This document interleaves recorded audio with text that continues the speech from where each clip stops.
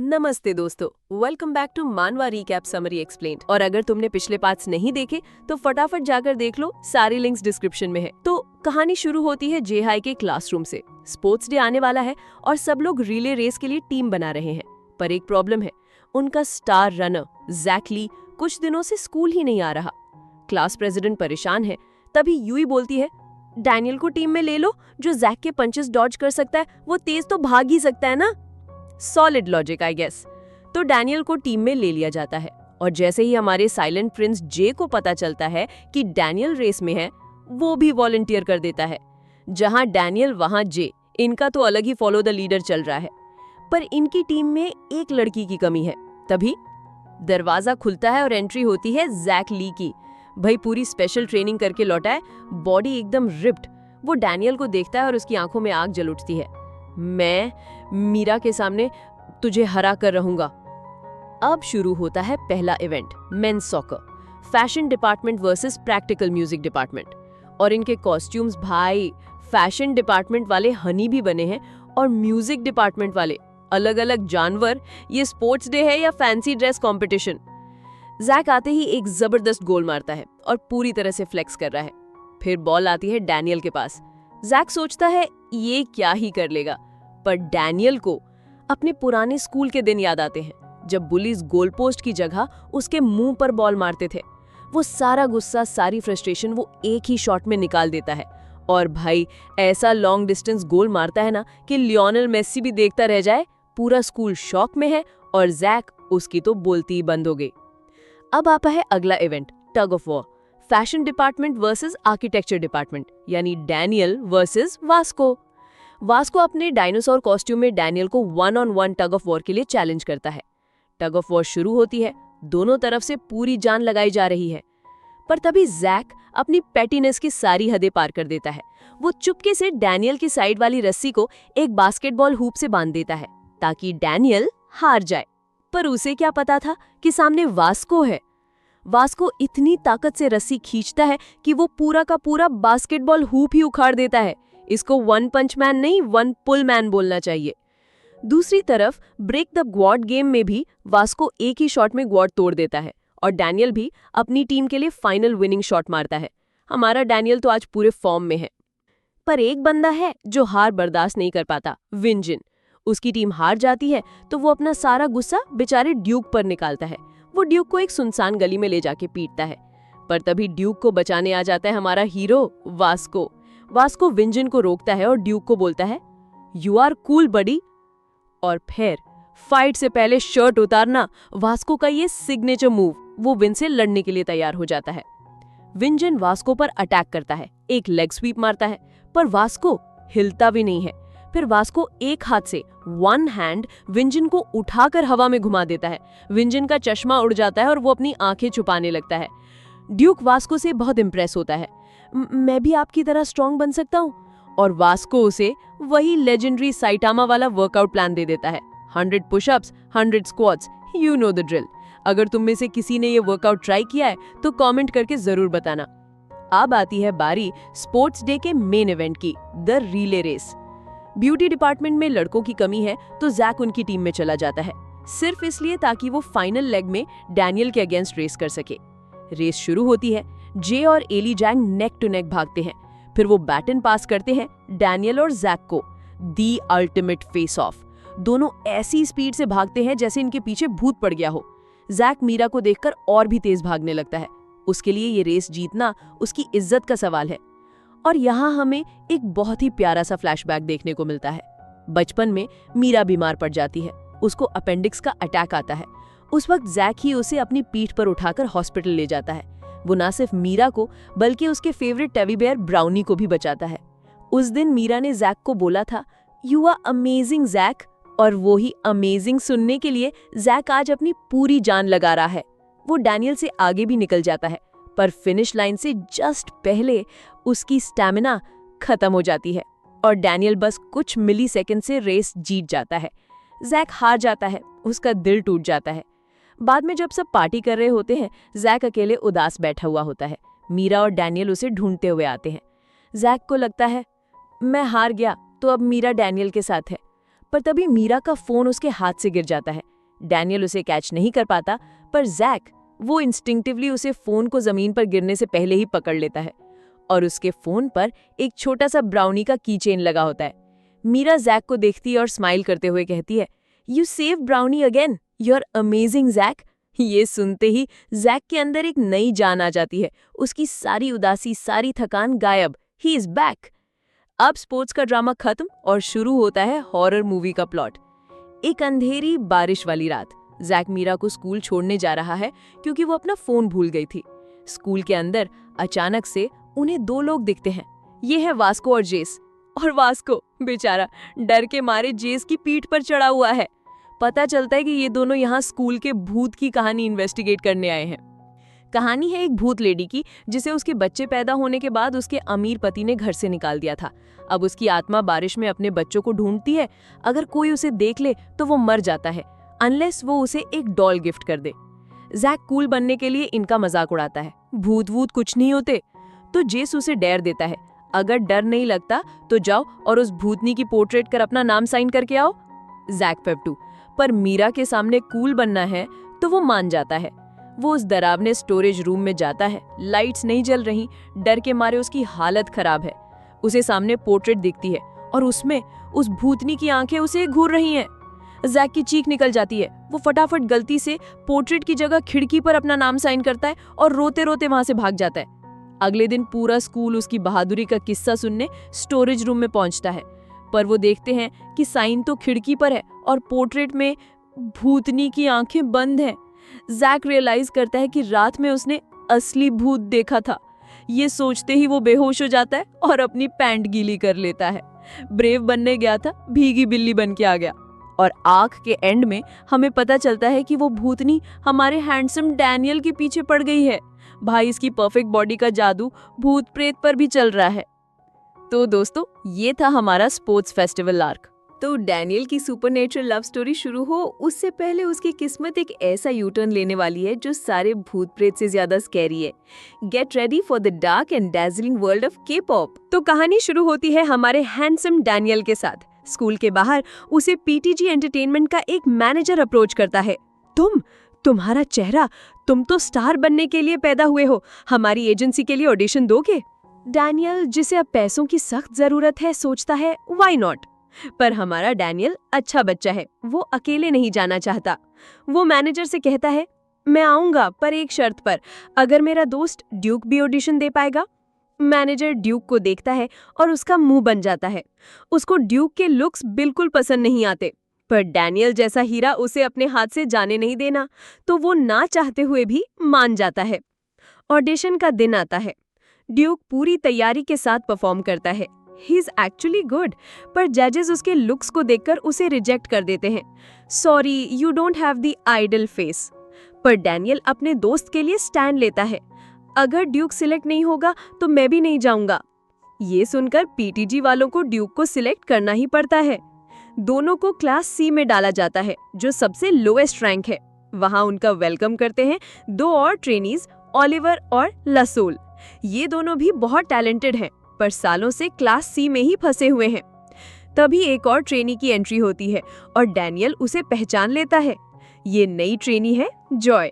हाँ, वही लड़की जिसके साथ डैनियल ने पहले मॉडलिंग की थी। वो यहाँ डैनियल से मिलने और थोड़ा फन करने आई है। सारे ट्रेनीज कैफेटेरिया में खाने जाते हैं और यहाँ डैनियल को पीटीजी का ब्रूटल सच पता चलता है। यहाँ एक बजट सिस्टम है। क्लास ए वालों को महंगा खाना मिलता है, क्लास बी वालों को अच्छा खासा और क्लास सी वालों को बस गुजारा करने लायक। ये टैलेंट एजेंसी कम हंगर गेम ज्यादा लग रही है।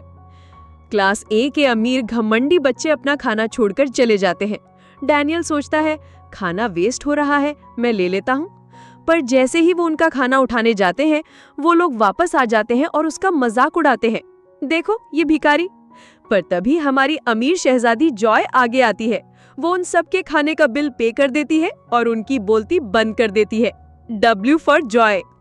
शाम को जब ओलिवर घर जा रहा होता है तो वो एक बस स्टॉप पर फेमस सिंगर अरु ली का पोस्टर देखकर अकेले में गाना गुनगुना रहा होता है।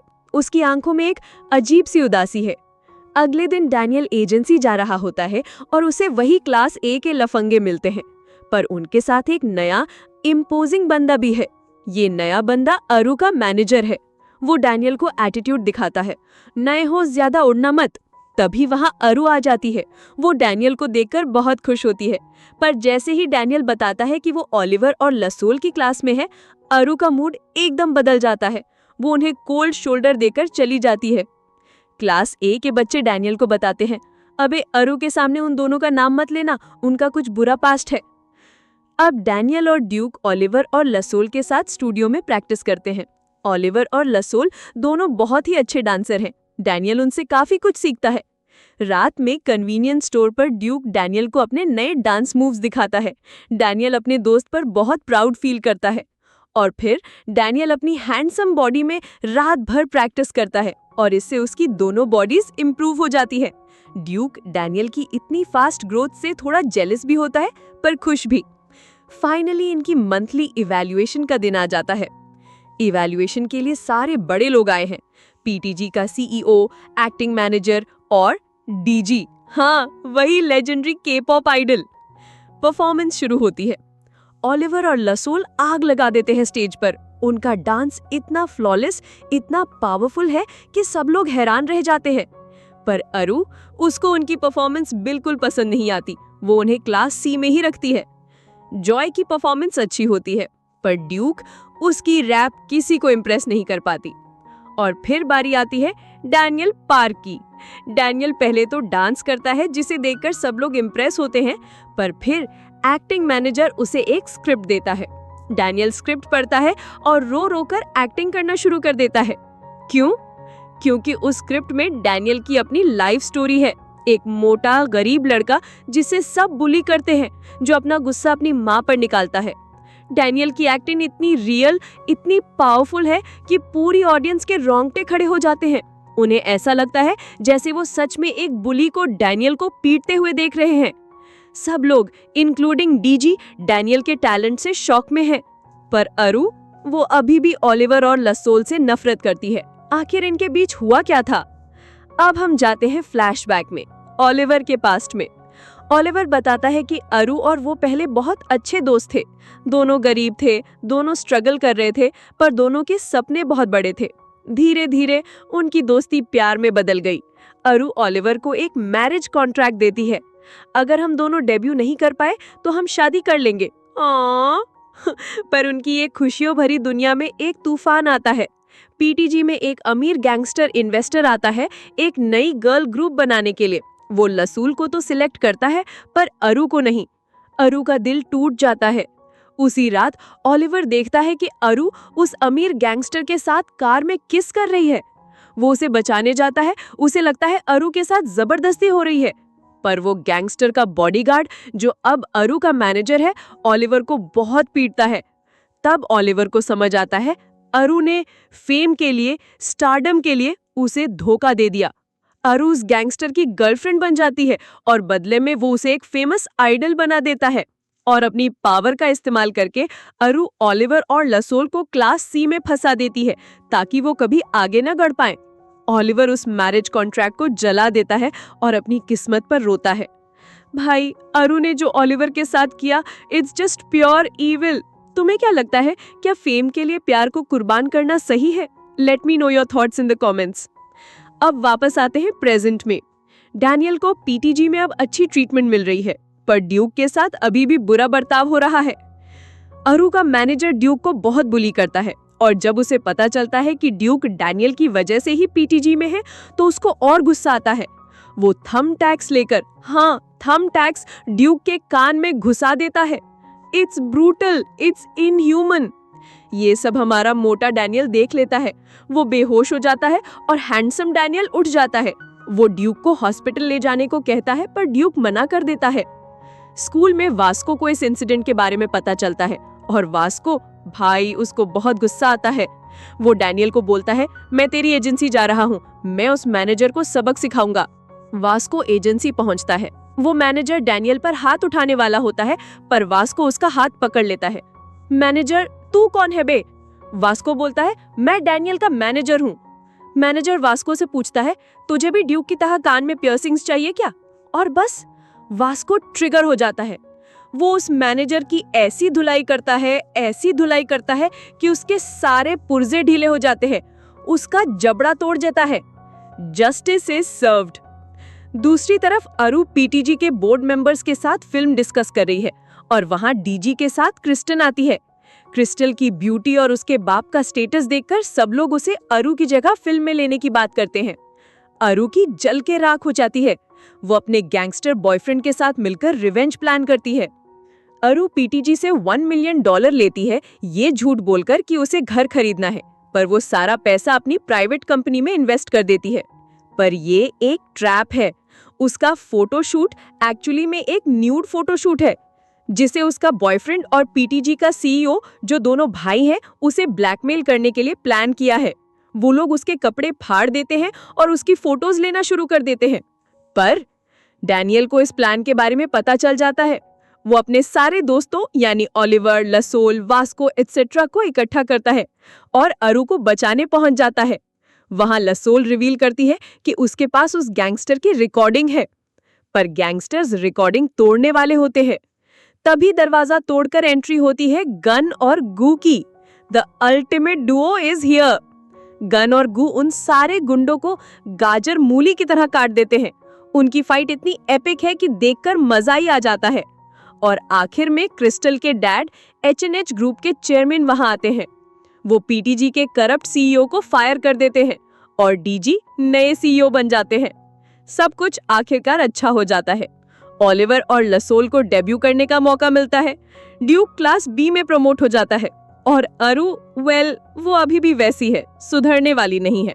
तो दोस्तों, ये था हमारा पीटीजे एंटरटेनमेंट आर्क, एक ऐसी कहानी जिसने हमें के-पॉप इंडस्ट्री की काली सच्चाई दिखाई, पर इसने हमें दोस्ती, हिम्मत और लॉयल्टी की ताकत भी दिखाई।